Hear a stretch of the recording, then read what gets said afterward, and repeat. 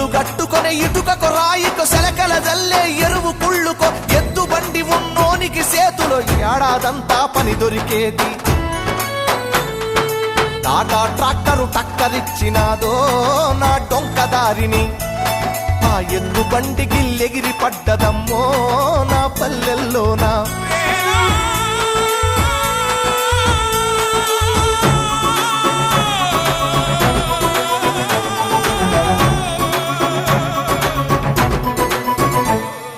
తొలకరి జల్లుకు తడిసిన నేల మట్టి పరిమళాలేమైపోయర వాన పాములు నత్త గుల్లలు భూమిలో ఎందుకు బతుకుతలేవు